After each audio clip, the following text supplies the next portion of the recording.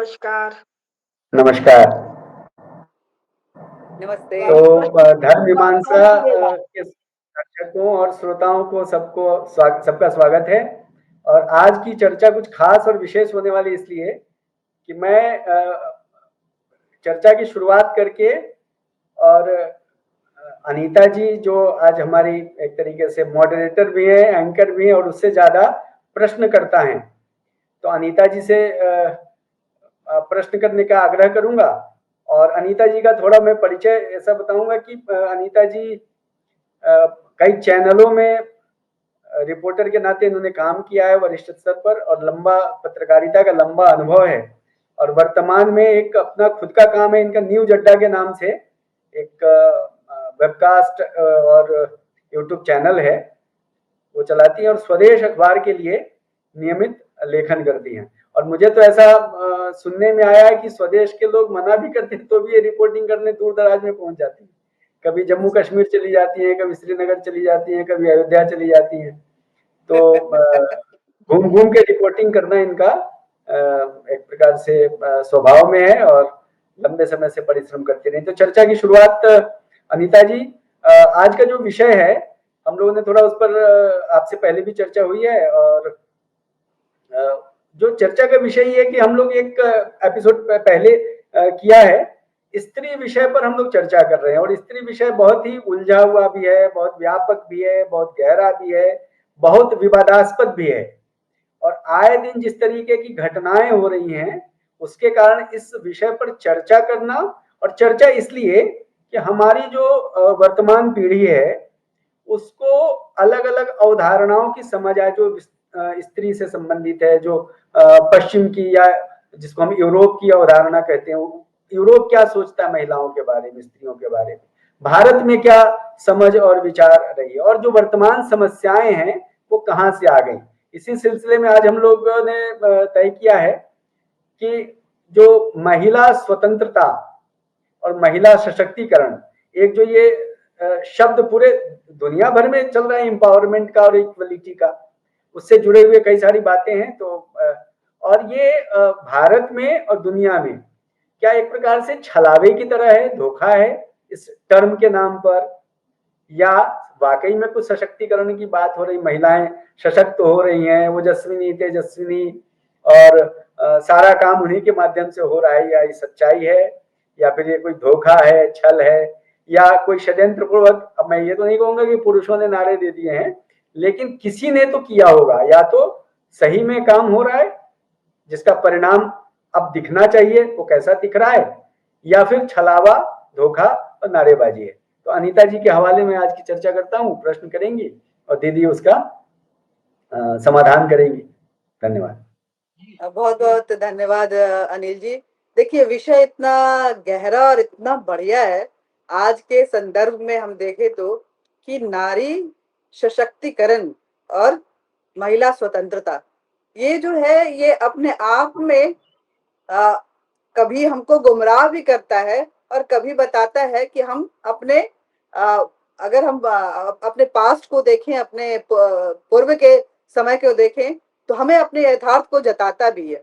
लेकिन आज ये छलावा ही बन के रह गया है। लेकिन मैं खुद भी बहुत कंफ्यूज रहती हूँ इन शब्दों को लेकर के, खुद मंथन करते रहती हूँ, क्योंकि मैं वो कड़ी हूँ पीढ़ी की जिसने अपने माँ बाप के, अपनी माँ के उस स्वतंत्रता और सशक्तिकरण की परिसीमा को देखा है कि जब वो पूरे फैमिली को बाउंड्री लाइन देती थी कि आपकी बाउंड्री जो है ये है और सशक्त है, आपको अपने नियमों का पालन करना है, अपने अपने नैतिकता का पालन करना है। और मैं मध्यम कड़ी, जो मेरी आगे की कड़ी बोलती है कि मुझे कोई सीमा नहीं चाहिए, मैं सीमा में बंधने वाली नहीं हूँ, मुझे स्वतंत्रता चाहिए। तो मैं उन दोनों के बीच की वो ब्रिज हूँ जो पिसते रहती हूँ अपने थॉट्स को लेकर के, अपने सोच को लेकर के। तो मैं दीदी से पूछूंगी कि ये जो महिला स्वतंत्रता है दीदी, सशक्तिकरण पे हम बाद में बात करेंगे, ये स्वतंत्रता का मतलब क्या है, क्या स्वतंत्रता कहना क्या चाहता है, मैं नहीं समझ पाती हूँ, प्लीज आप समझाइए। और मेरे जैसी बहुत सारी महिलाएं होंगी, तो इस माध्यम से पूरी महिलाएं, वो महिलाएं जो कंफ्यूज स्टेट में है, ब्रिज बन के कभी इधर घिसती हैं कभी उधर घिसती हैं, वो भी समझ पाएंगे। देखिए, यूरोप में ये पूरा झंझट शुरू हुआ कि विमेन जो है वो मनुष्य है। वहां समस्या थी कि जो वुमन है, ये चलिए हिंदी में बोले, स्त्री जो है वो मनुष्य है ही नहीं। अब ये भारत में किसी के पल्ले ही नहीं पड़ेगा।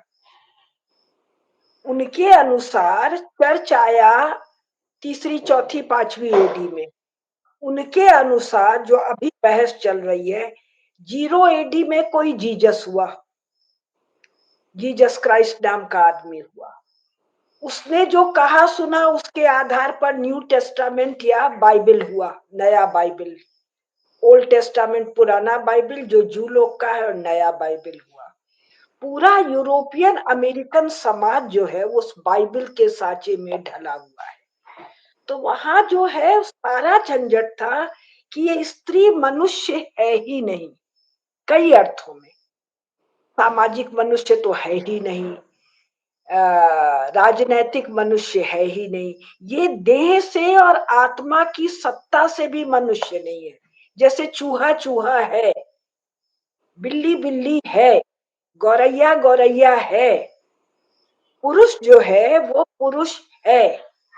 किंतु स्त्री को हमारे जैसे लोग जो समझते हैं वो ये है कि एक पुरुष है, एक स्त्री है, दोनों मनुष्य है, दोनों में कुछ भेद है, कुछ भेद ठीक है, कुछ भेद ठीक नहीं है, और उसकी जो सामाजिक व्यवस्था है उसको लेके कुछ कहना सुनना है। लेकिन यूरोप में तो ये मामला ही नहीं है। 20वीं शताब्दी तक यूरोप में जो मताधिकार नहीं है वो कोई इक्वालिटी इक्वालिटी के आधार पर नहीं है, वो इस आधार पर है कि ये मनुष्य है ही नहीं। जैसे एक राजनीतिक व्यवस्था में कुत्ते को वोट देने का अधिकार नहीं है, एक गाय को, एक बैल को, एक बिल्ली को, एक गौरैया को, एक पेड़ को, एक सड़क को, एक बिजली के खंभे को वोट देने का अधिकार नहीं है, क्योंकि इसमें आत्मा नहीं है। अब आत्मा तो हम सब हिंदी में बोल रहे हैं, बड़ा कंफ्यूजिंग है। इनमें सोल नहीं है, तो इनमें सोल नहीं है, इसलिए ये जीव नहीं है, व्यक्ति नहीं है।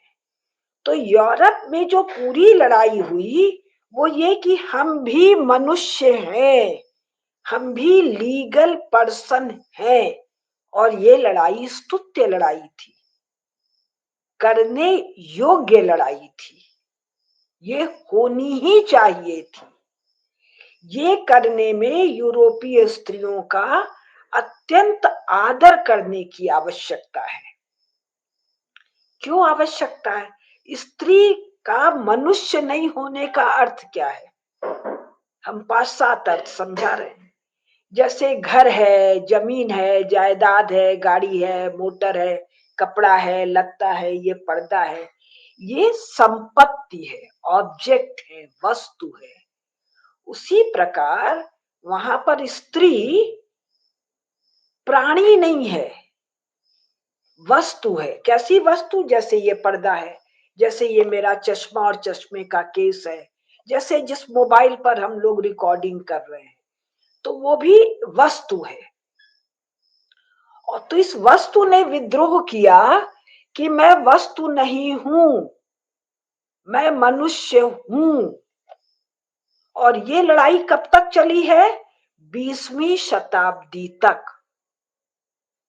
जिसको एडल्ट सफरेज कहा गया है। इसको जो मैंने पढ़ा है, इंग्लैंड में माता पिता की संतान है, माता ने कहा कि यहाँ पढ़ने भेज दे, पिता ने कहा यहाँ पढ़ने भेज दे, या कुछ कानूनी लड़ाइयां लड़ी गई हैं। माता ने कहा बच्चे का ये नाम होगा, पिता ने कहा बच्चे का ये नाम होगा, तो पिता के अनुसार हुआ, तो माता चली गई कोर्ट।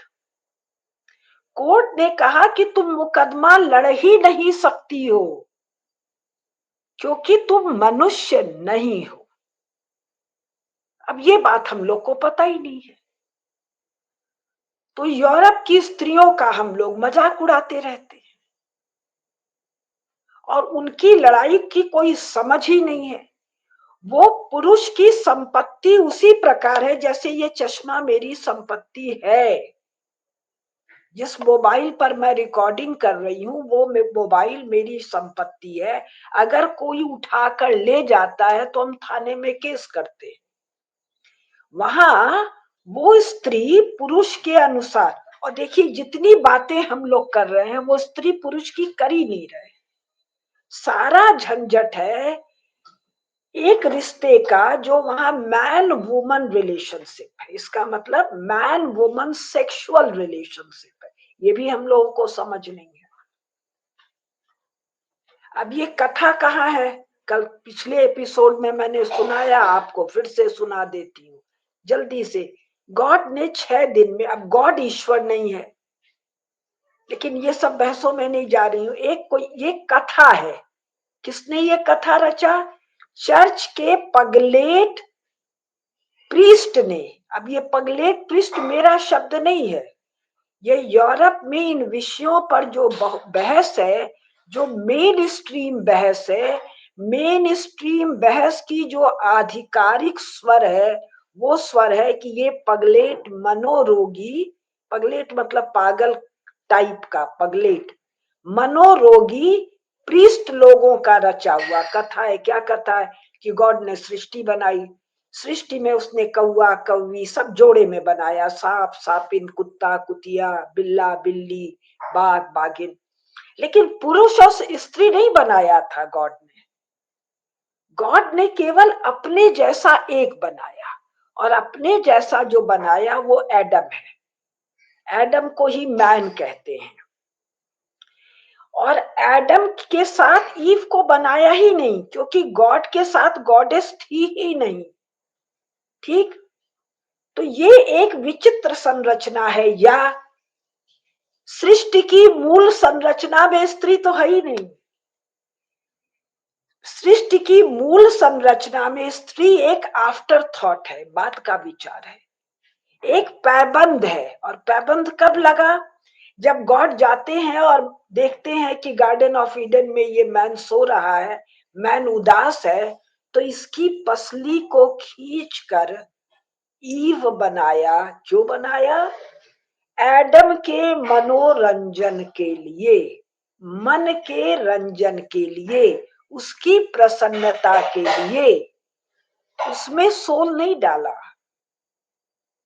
सोल केवल एडम में है, आत्मा। तो ये मूल कथा में ही, और हम तो कह रहे हैं ये कथा है, यूरोप वालों के लिए ये कथा नहीं है, ये वास्तविकता है। सचमुच में कोई गॉड है, वहां सचमुच में कोई घटना घटी, ये मानने वाले यूरोप मतलब अमेरिका, कनाडा, ऑस्ट्रेलिया सहित करोड़ों करोड़ों नर नारी जुलाई 2025 में भी है। अब इसका एक हम आपको बता रहे हैं जो पिछले एपिसोड में भी बताया कि ये मामला स्वतंत्रता का वहां है ही नहीं। ये पूरा मामला मनुष्य होने का झगड़ा है। और जब मैं मनुष्य हूं तो मेरा पूरा रोल बदल जाएगा। तो वो कथा है कि शैतान आया, कहा कि इस एडम के साथ तुम शारीरिक संपर्क बना लो, जो वो है एप्पल है जिसको वो कहते हैं। एप्पल वाले कंप्यूटर में आप देखते हैं दांत से काटा हुआ है, तो दांत से जो एक बटका, एक बाइट निकाला गया है, वो क्या है? वो ईविल है। तो ईव से ही ईविल शब्द बना है। तो यूरोप की स्त्री कह रही है मैं ईविल नहीं हूं, मैं दुष्टा नहीं हूं, मैं पापिन नहीं हूं। तो अगर भारत की स्त्री भी ये कह रही है तो उसका शौक है, यानी वो मान रही है जो ये कह रही है यूरोप की स्त्री के तर्ज में कि वो दुष्टा है, वो चुड़ैल है, उसने ओरिजिनल सिन किया था और वो उससे मुक्ति चाहती है। तो ये तो सेल्फ इमेज का मामला हुआ। रुकिए रुकिए, हम थोड़ा सा और समय लेंगे। तो वहां पर जैसे मैन वुमन रिश्ता बनता है, कथा कहाँ है? तो गॉड नाराज होते हैं। गॉड नाराज होते हैं, श्राप देते हैं, एडम ईव को धरती पर धक्का देते हैं और कहते हैं जितनी बार सेक्सुअल रिलेशन बनाओगी उतनी बार तुमको बच्चे को जन्म देना होगा, यानी माँ होना श्राप है। अब यहाँ तो क्या है, माँ होना पूर्णता है। तो यानी ये स्त्रियां जो बात कर रही है ये क्या है, एब्सर्ड है, स्टूपिड है। इग्नोरेंट नहीं कह रही हूं मैं, अनपढ़ नहीं कह रही हूं, अज्ञानी नहीं कह रही हूं, ध्यान दीजिए, मैं एब्सर्ड कह रही हूँ, बेहूदी है। और यूरोपीय भाषा में इंटेलेक्चुअली लुम्पेन है, इंटेलेक्चुअली लुच्चापन है। स्त्री कह रही है या पुरुष कह रही है? क्योंकि यूरोप की ये जो लड़ाई है, तो अभी भी अमेरिका में एबॉर्शन का राइट स्त्री का निगेट कर दिया गया है। ये पढ़ा होगा आप लोगों ने, या नहीं पढ़ा है तो जानिए किस आधार पर। यदि तुम पुरुष के साथ संपर्क में आती हो, गर्भ में बच्चा आता है, तो एबॉर्शन का तुमको अधिकार इसलिए नहीं है, तुमने जो पाप किया उस पाप के दंड से तुम बचना चाहती हो। तो जो स्त्रियां, तो वहां की स्त्रियां लड़ाई कर रही हैं, वो क्या कर रही हैं लड़ाई, भाई हमारे शरीर पर हमारा अधिकार है और पुरुष के साथ संपर्क बनाना पाप नहीं है, तो हम अगर बच्चा गिराना चाहें तो हम गिरा सकते हैं। अब भारतीय स्त्रियां अगर ये जाने बिना बेहुदे टर्मिनोलॉजी का प्रयोग कर रही हैं, तो उनके लिए शब्द है बेहुदा, अंग्रेजी में शब्द है एब्सर्ड। तो इनको कैसे हैंडल करें? हैंडल करने की जरूरत ही नहीं है। जो इस बेहुदेपन में एंटर करेंगी उनकी नियति बेहुदी है। तो भारत के परिप्रेक्ष्य में देखना तो फिर भारतीय साहित्य को देखना होगा ना भाई, भारत के इतिहास को देखना होगा ना, भारत की सामाजिकता को देखना होगा ना। भारत क्यों, जो भारत में है वही अफ्रीका में है, वही पूरे एशिया में, वही यूरोप में भी है। यूरोप में भी था, जिसको चर्च ने हटाने की कोशिश की। यूरोप में जो विक्का मूवमेंट है, यानी स्त्रियां कह रही हैं हाँ हम चुड़ैल हैं। चुड़ैल का अर्थ वो क्या कह रही हैं, विक्का और विच शब्द वाइज से आया है। चर्च ने वाइज स्त्रियों को चुड़ैल कहा, विच कहा। तो अगर भारतीय स्त्रियां लड़ाई लड़ रही हैं तो इनका मानना है ये भी चुड़ैल है और अपने चुड़ैलपन से मुक्ति चाह रही है। तो अगर बहस करना है तो पूछिए भाई, आप किस किस अर्थ में अपने को चुड़ैल मानती हैं, किस चुड़ैलपन से आपको मुक्ति चाहिए? भारत का राज्य, भारत का समाज, भारत का पुरुष, भारत का पति अपनी पत्नी को चुड़ैल नहीं मानता है। वहां, ये मेरी पर्सनल बातचीत है, 93 में मैं जब इंग्लैंड में थी, मैं कई लोगों को ये बता चुकी हूँ कई वार्ताओं में। माइकल नाम का एक व्यक्ति था, उसी ने मुझे ये सब कथा बताई थी। तो मैंने 4-5 लोगों से पूछा, उसमें एक व्यक्ति था फ्रिट्जाफ कापरा। फ्रिट्जाफ कापरा कौन है? ताओ ऑफ फिजिक्स का लेखक। माइकल ने कहा Kusum, we hold our pen here, यहाँ दिखाई नहीं दे रहा है, पेट पे दोनों हाथ रख के मुंह ऐसा, Kusum we hold our pen here. तो हमको लगा पेट में दर्द है तो पुदीन हरा लो। They hold their pen there. समागम के समय, समागम किसके साथ? एक भला पुरुष अपनी पत्नी या प्रेमिका के साथ। समागम के समय वो क्षण जब स्वयं पर से स्ववश होना छूट रहा है, अवश हो रहे हैं। तो तुमको दर्द क्यों है? दर्द नहीं है, भय है, आतंक है। क्या भय आतंक है? कि ये जो स्त्री है, जो मेरी पत्नी है या मेरी प्रिया है, ये चुड़ैल बनकर मेरे छाती से आत्मा को निकालकर शैतान को दे देगी। भारत के पुरुष बेचारे को तो ये कथा ही नहीं पता होगा। वो तो इस अपनी प्रिया को छोड़ो, अपनी पत्नी को छोड़ो, अगर जिसको कहते हैं फ्लर्टेशन वाले मामले में भी समागम में जाता होगा, तो इस भय से तो नहीं पीड़ित होगा कि कोई आत्मा निकाल लेगी, ये चुड़ैल अभी इसके नाखून वाखून हो जाएंगे, आंख वाँख सींग विंग हो जाएगा और मेरा आत्मा निकाल ले जाएगी। ये सब हमको पता नहीं है। ये अगर पता नहीं है तो बहस का कोई अर्थ नहीं है।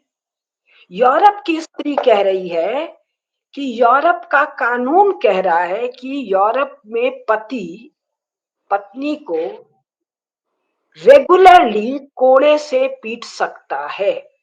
भारत में तो ये नहीं है।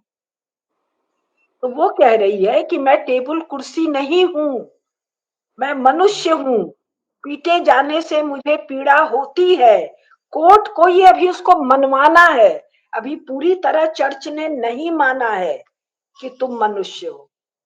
भारत में कौन सा धर्मशास्त्र है भाई जो कहता है कि तुमको कोड़े से पीटा जाना चाहिए, तुमको तेल में उबाले जाना चाहिए, तुमको 4 टुकड़े में फाड़े जाना चाहिए।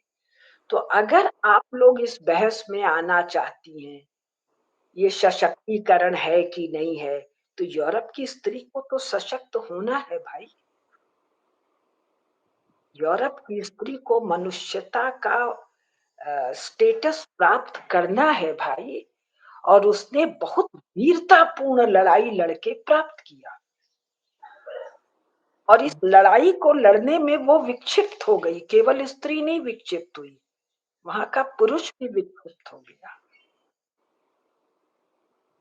तो उनको तो हम लोगों को प्रणाम करना चाहिए। ऐसा कोई युद्ध भारत ने या संसार के किसी सनातनी समाज ने किसी भी फ्रंट पर नहीं लड़ा। क्यों नहीं लड़ा?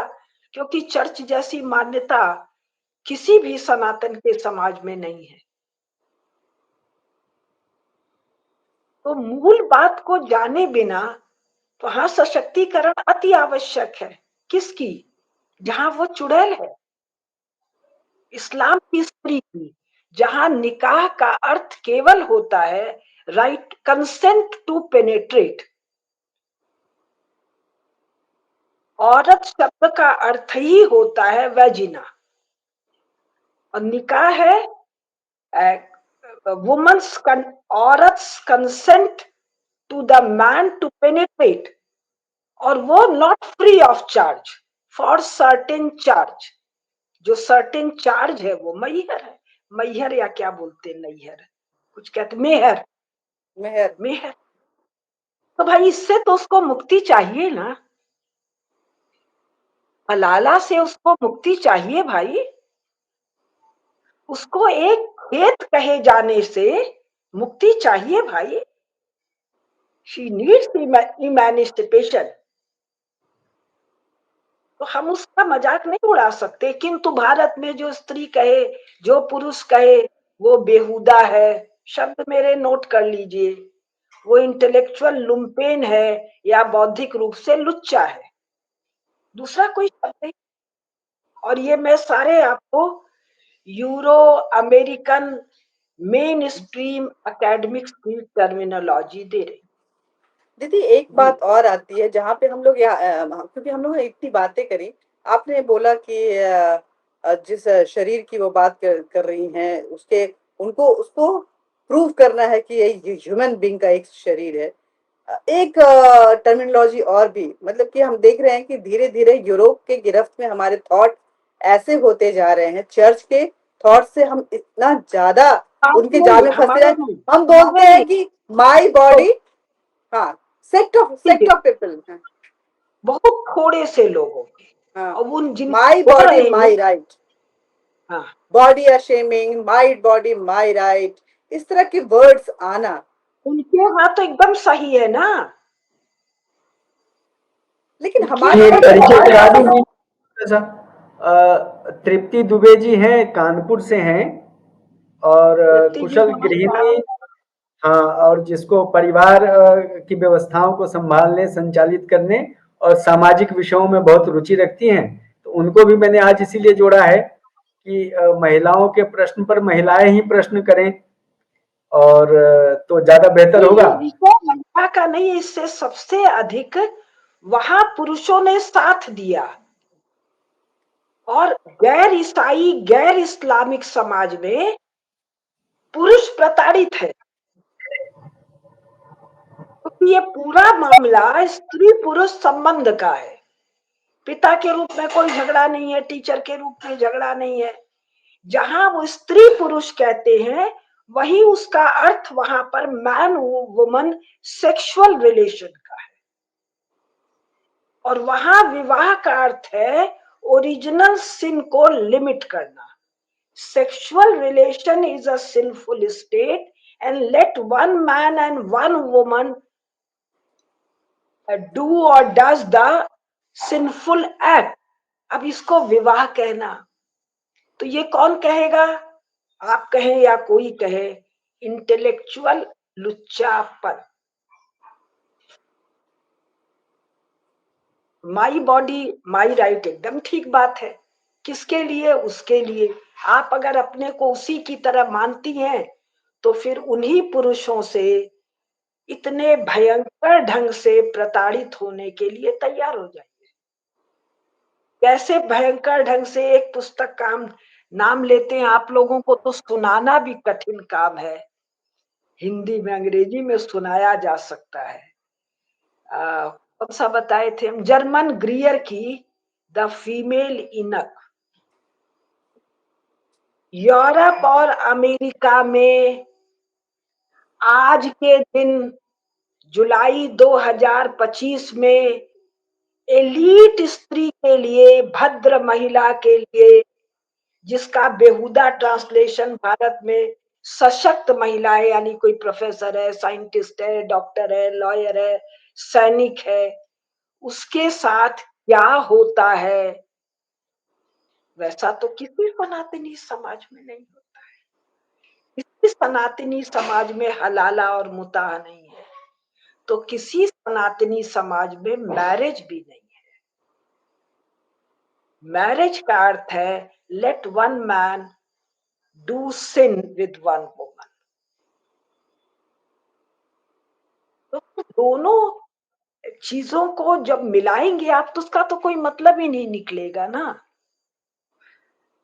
उस कॉन्टेक्स्ट को तो समझना पड़ेगा, और अपनी स्त्रियों को भी बेहुदा तो कह दीजिए, लेकिन मैं तो सोचती हूँ जो जिनका कोई कर्म फूटा हुआ है पिछले जन्म के पाप से, वो इस झंझट में पड़ जाती हैं, और पढ़ के जो दुख वो स्वयं पाती हैं, अब उस दुख का हम आप लोग को क्या बताएं। मुझे तो ऐसी स्त्रियों से बहुत भेंट है।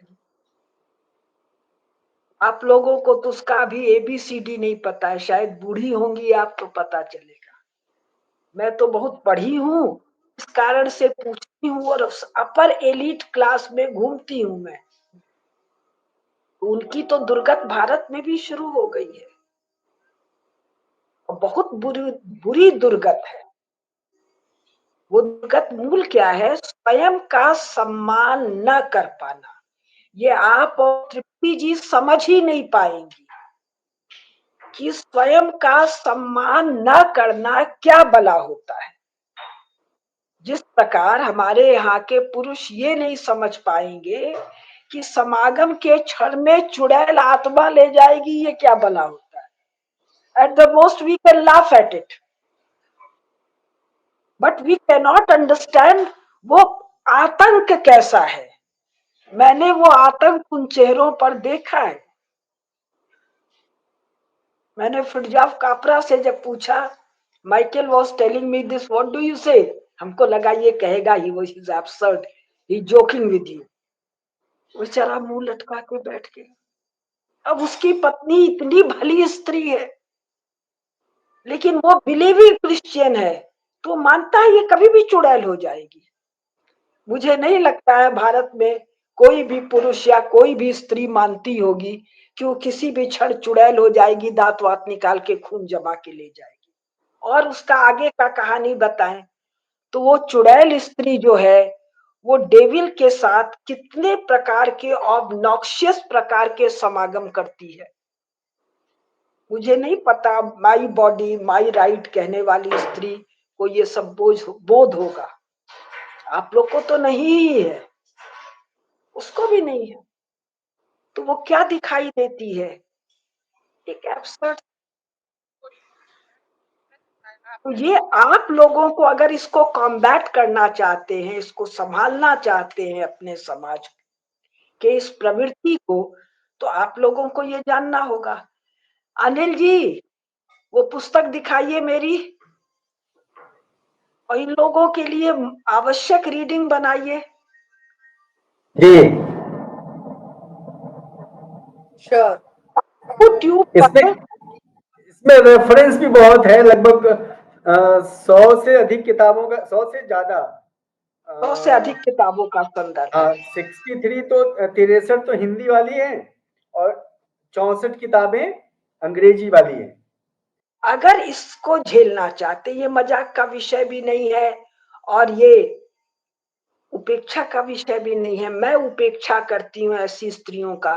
मुझे लगता है अब दुर्गति इनका प्रतीक्षा कर रहा है। क्यों? क्योंकि इन्होंने कुछ पाप किए होंगे, तो पाप का फल पाना है।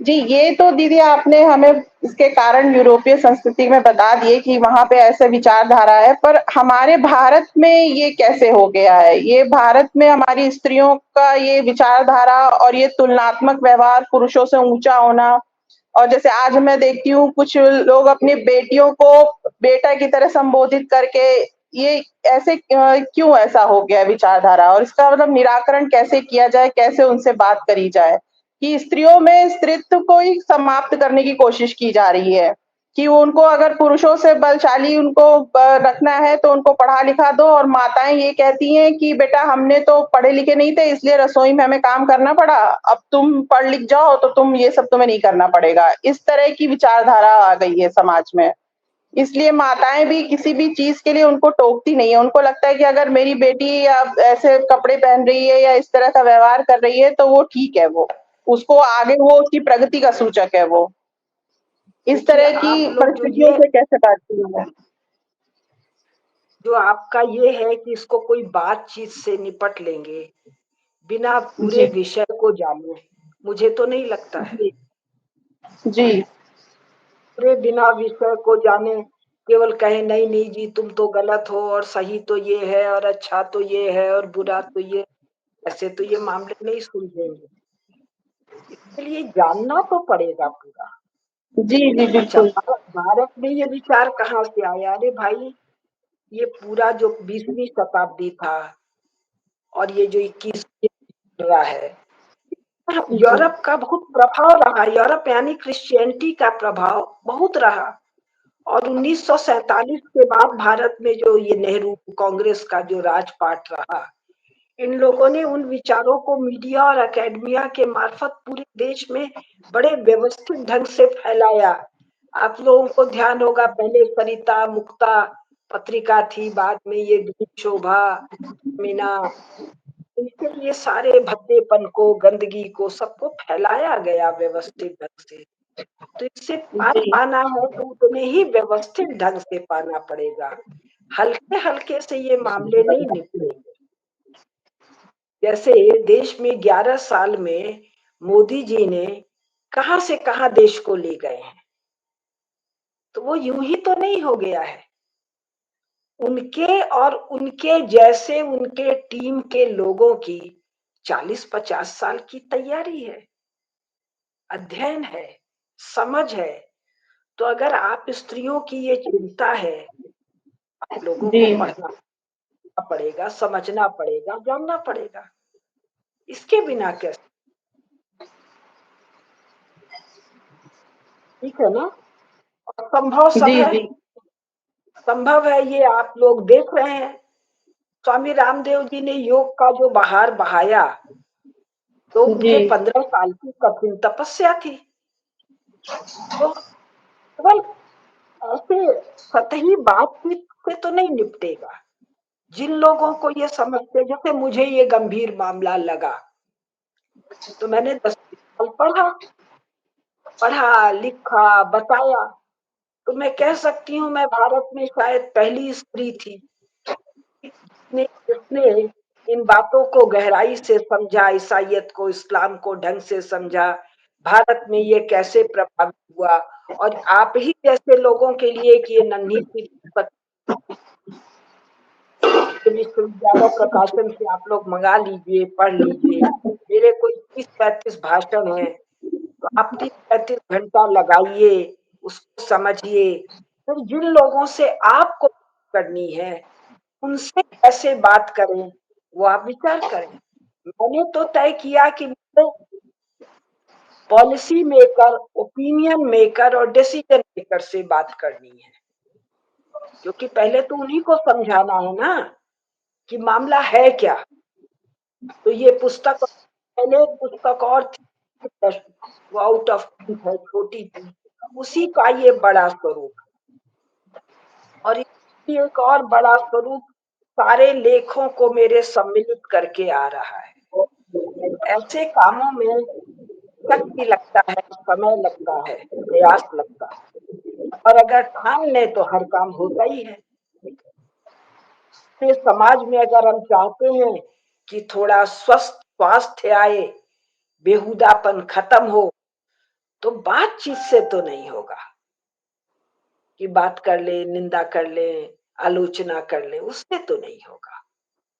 इसके लिए बहुत जानना होगा। जब जानेंगे तो बता सकेंगे, और इसके लिए बड़े सारे प्रति प्रश्न करने होंगे। जो हवाई बातें हैं, केवल भारत में बैठ के भारत की बात कर रहे हैं, इतनी सी बात को इतना कर रहे हैं, और जहां इतना भयंकर भयंकर मामला है उसके बारे में कोई जानते ही नहीं है। आज भी जो हो रहा है उसको नहीं जानते हैं, तब तो नहीं हो, बातों से ये मामले नहीं निपटेंगे। जी अनीता जी, समअप वाले प्रश्न करके फिर इसको हाँ 10 मिनट में पूरा दीदी, करेंगे। एक एक और समस्या आती है। आजकल लड़कियां जो हैं, हमारे समाज में ये ट्रेंड बढ़ता जा रहा है कि जिसपे माँ बाप को कंट्रोल करने में बड़ी दिक्कत भी आ रही है। कि पहला तो कि हम शादी नहीं करेंगे, हमारा अपना सेक्सुअल डिजायर है, अगर हम उसको लिव इन में रह के फुलफिल कर सकते हैं तो हमको किसी बंधन में नहीं बंधना है। और दूसरा, अगर शादी कर भी लिए तो चाइल्ड इज अ लाइबिलिटी, हम कोई बच्चा नहीं पैदा करने वाले, हमारी शेप खराब हो जाएगी बॉडी की। अगर हो भी गया तो हम फीडिंग नहीं करवाने वाले हैं, मेरा बॉडी शेप खराब हो जाएगा। ये एक ऐसी समस्या बढ़ती जा रही है। मतलब बाकी चीजें तो एक थॉटफुल है कि हाँ, वो एक सेक्ट तक है कि मेरा एम्पावरमेंट है, मेरा फ्रीडम है, ये चाहिए। लेकिन मैं देख रही हूँ कि ये जो लिव इन और बच्चा नहीं करने का और फीडिंग नहीं कराना, ये बिल्कुल मशरूम की तरह ग्रो कर रहा है यंग अल्पावधि में जनरेशन। तो इसका कोई उपाय नहीं है। आप मान के चलिए कि एक जनरेशन तो इसमें जाएगा, और इसकी दुर्गत यही लोग झेलेंगी, और कोई नहीं झेलेगा। आप और हम नहीं झेलेंगे, ये सारे दुष्परिणाम यही झेलेंगे, और झेलेंगे, अगला जनरेशन सुधरेगा। कुछ चीजें बहाव जो है वो तो आता है, होता है, चलता है। एक छोटा सा प्रश्न है दीदी, जी क्षमा चाहते हैं, बहुत छोटी सी एक जिज्ञासा है, मेरी प्रश्न नहीं है। कि आपने अभी इतना हमें बताया, तो आपके हिसाब से जो सशक्तिकरण, एक सशक्त स्त्री के क्या लक्षण होते हैं, वो कैसी होती है? जैसा एक जैसे सशक्त आजकल सब पुरुष बोल होता देते है, हैं सशक्तिकरण करो, तो इन क्या आधार, क्या है सशक्तिकरण, कैसी होती है वो स्त्री को? जो धर्म पर दृढ़ होती है, अपने कर्तव्य में दृढ़ होती है, जो जीवन में लक्ष्य जिसने तय किया उसके लिए कष्ट उठाने का सामर्थ्य होता है, जिसके जीवन के उदात्त और बड़े लक्ष्य होते हैं, वही सामर्थ्यवान स्त्री है। जैसे सामर्थ्यवान पुरुष है, जैसे मोदी जी सामर्थ्यवान पुरुष है। मैंने तय किया था कि मैं भारत के साइके को, सोचने के ढंग को बदल दूंगी, मैंने बदला। तो इसके लिए तप करना है, पुरुषार्थ करना है, उसके लिए आवश्यक सामर्थ्य कहाँ होता है? भगवान की भक्ति से, भक्त शरणागति से, हरि नाम जाप से, धर्म के आचरण से। सामर्थ्य का स्रोत तो एक ही है, धर्म और भगवत भक्ति। हरि के शरण में गए बिना, हरि नाम जाप किए बिना, सदाचार का अवलंबन किए बिना न स्त्री में सामर्थ्य आएगा, न पुरुष में सामर्थ्य आएगा। ये थोड़ी कि पुरुष में कोई भिन्न ढंग से सामर्थ्य आता है और स्त्री में कोई भिन्न ढंग से सामर्थ्य आता है। दोनों में सामर्थ्य आएगा धर्म के अवलंबन से। मैं 50 साल से अकेले रह रही हूँ।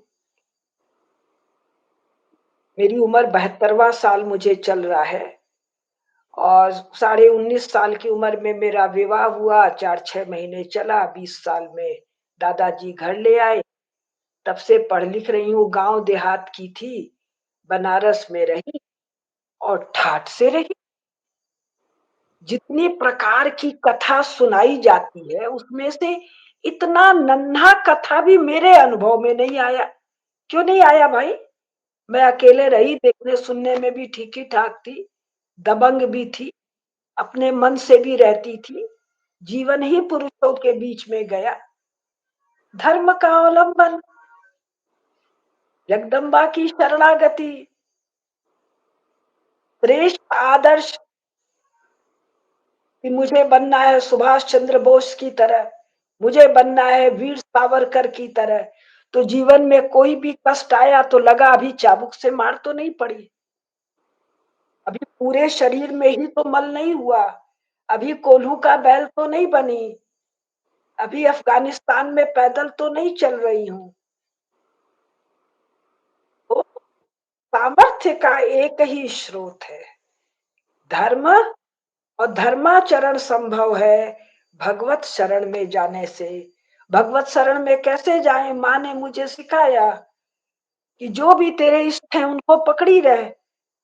और माँ राम राम करती थी तो मैं भी राम राम करती हूँ। कभी 2-4 घंटे भी धुन लग जाता है राम नाम जाप में, कभी 10-15 मिनट भी, कभी घंटे भर भी। तो मुझे एक भी ऐसा अनुभव नहीं आया। जगदम्बा रक्षा करती है। आप जो चाहती है वो जगदम्बा से निवेदन ही नहीं किया तो पता नहीं कहाँ कहाँ से पुरुष आके लोगों को छेड़ के चले जाते हैं। भाई आप अपने चारों ओर जगदम्बा से प्रार्थना करके पवित्रता का, शुचिता का एक ऐसा वातावरण क्यों नहीं रचते हैं जहाँ जो आए वो आपका आदर करे, आपसे स्नेह करे, आपसे कुछ अपेक्षा करे। हम इतने बड़े हो जाएं कि मेरे पास जो आए वो अपेक्षा से आए। भाई हमारी इमेज क्या है? सामर्थ्यवान होने का एकमात्र मार्ग है जो हमारे शास्त्रों में वर्णित है और मैं कह सकती हूँ मैंने मेरे जीवन में उतारा है और देखने सुनने में अल्ट्रा मॉडर्न दिखती हूँ।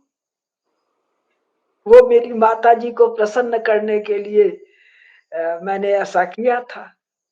मेरी माँ परम संस्कारी और अल्ट्रा ग्लैमरस।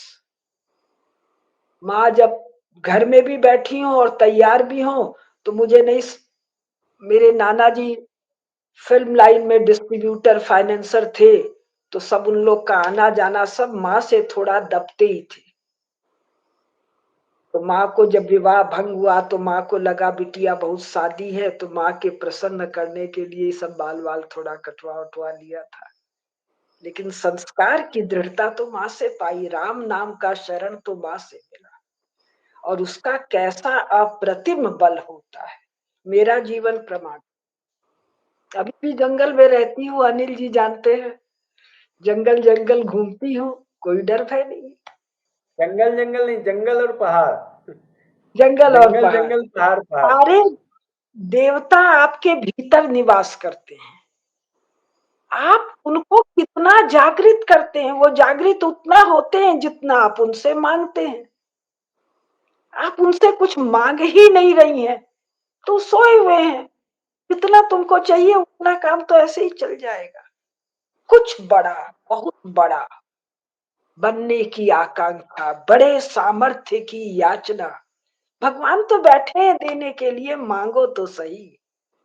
अब वो स्त्रियों को अपना देह और फिगर चाहिए तो भगवान जी क्या करें बेचारे, क्या करें? मतलब जिसको कहते हैं, क्या कहते हैं, अब नहीं कहने का मन है। निम्नतम स्तर पर जो जीना चाहता है उसका आप क्या कर लेंगे? तो अगर आपको कुछ करना है तो आपके आंख में ऐसा तिरस्कार होगा उनके लिए, उस तिरस्कार का वो अनुभव करेंगे। मेरा जीवन, अब मैं कह सकती हूँ 72वें साल में, मेरा जीवन इसका प्रमाण है। 50 साल से तो अकेले रह रही हूँ भाई। अनीता चलिए जी के पूरा हो प्रश्न गया। का जवाब हम लोग टू बी कंटिन्यूड करेंगे अगले उसमें, नहीं तो लंबा हो जाएगा फिर श्रोताओं और दर्शकों के लिए। सामर्थ्य का, शक्ति का एक स्रोत है धर्म और धर्म की शरण में जाना, और वो भगवत भक्ति के द्वारा ही संभव है। भगवत भक्ति कैसे करें? प्रारंभ करने के लिए भगवत नाम जाप, वो भी नहीं हो रहा है तो उसको सुनना, वो तो हो ही जाएगा, और भगवान का एक सुंदर चित्र अपने आंख के सामने रखना। इतना सब प्रारंभ करो, देखो कैसे शक्ति आती है। अगर आप ऐसी लड़कियों, स्त्रियों को सिखाना, संभालना चाहती हैं, जगदम्बा के, महादेव के, नारायण के शरण में चले जाइए कि मुझे इतनी शक्ति दो, मैं ये काम करना चाहती हूँ। देखिए आप में शक्ति आती है कि नहीं। तो फिर आज के लिए नमस्कार, फिर मिलते हैं। अनीता जी के प्रश्न का समाधान जो है अगले अगली बार। एपिसोड के लिए रखेंगे हम लोग जी। बहुत बहुत धन्यवाद अनीता जी। बहुत बहुत धन्यवाद दीदी, इस सारी जानकारी के लिए इतने विस्तृत से आपने बताया। और ये अपने जो सबको बहुत जानना सुनने वाले जरूरी है धन्यवाद। कि यूरोप की जो डेफिनेशन है वो भारत में बिल्कुल फिट नहीं बैठता है। बैठना ही नहीं चाहिए, तो सहायता करनी चाहिए। एनीवे, मैं सुनने वालों से एक निवेदन करूंगी, जैसे अनीता जी आई हैं, तृप्ति जी आई हैं, अनिल जी आए हैं, वैसे कोई भी अपने सुंदर जिज्ञासा और प्रश्न के साथ आना चाहे तो कमेंट बॉक्स में लिखें। जयराज जी संपर्क करेंगे, और आप लोग भी आइए, आपसे भी बात करते हैं। तो तब तक धर्म की जय हो, अधर्म का नाश हो, प्राणियों में सद्भाव हो, और विश्व का कल्याण। हर कल्याण हर महादेव। महादेव।